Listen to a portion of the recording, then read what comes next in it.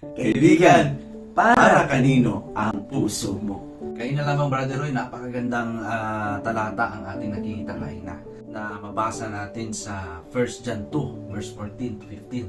Ang sabi dito, kayo'y aking sinulatan, mga ama, sapagat inyong nakikilala, yaong buhat pa ng pasimula ay siya na. Kayo'y aking sinulatan, mga binata, Yun. sapagat kayo'y malalakas at ang salita ng Diyos ay nananahan sa inyo at ang inyong dinaig ang masama. Huwag ninyong ibigin ang sanlibutan, Amen. hindi ang mga bagay na sa sanlibutan. Amen. Kung ang sino man ay umiibig sa sanlibutan, ay wala sa kanya ang pag-ibig ng Ama. Napakadaming punto sa aking nakita dito, Brother Sherwin. Isa na ay kung gaano kalaga ang pagkakilala sa Diyos. Sapagat ito ang sikreto para sa isang matibay na pundasyon ng ating pananampalataya, ang pagkakilala.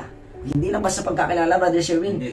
Malalim na pagkakilala sa ating Amen. Panginoon. Hindi ito basta emosyon lamang, kundi personal na relasyon sa ating Panginoon. Kaya naman tayo naniniwala at ating tinatanggap ng Diyos ang manilika at ang manunubos. Brother Sherwin. Okay, sa akin naman dito, Brother Roy, kaya tayo sinulatan ng ating Ama na ang Panginoon dahil alam niya na tayo mga binata at tayo'y malalakas pa. Kahit saan tayo magpunta, kahit saan tayo patutungo, tayo'y may lakas pa na magpunta. Gusto nga natin mag-hiking eh. Pero pagdating na time na tayo'y matanda na, wala na tayong lakas. Wala na. Kung gusto mo nang mag-sermon, gusto mo nang magdalaw ng mga bahay-bahay, wala ka ng lakas. Kaya huwag nating sayangin ang ating panahon. Saka tayo malalakas pa, dinadaig pa natin ang mga kasamaan. Yan, marami sa Bible yung mga malalakas, sila ni David.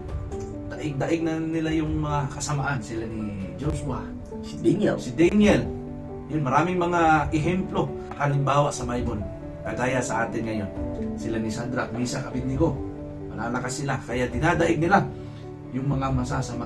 Tayo din, mga binata, o kahit na matatanda, o kahit na tayo lahat, sa sanlibutan ito, importante na kilala natin kung sino ang ating pinaglingkuran. Kung sino ang ating Panginoon, yan, matatawag kang malakas. Okay, Brother Roy? Yes, ang lakas ng kabataan ay ang salita ng Diyos. Amen.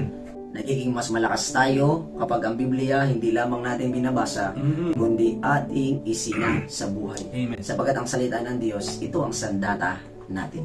At sa huli pang mga talata, ang sabi doon, huwag ibigin ang sanlibutan.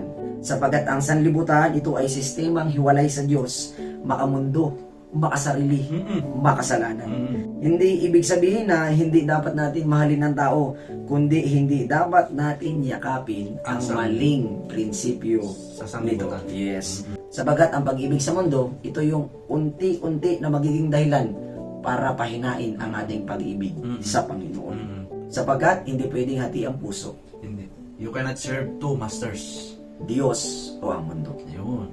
Sa pagtatapos, nakita natin na dapat nating kilalanin si Kristo. Amen. Manahan ang kanyang salita sa ating mga puso at Amen. isipan.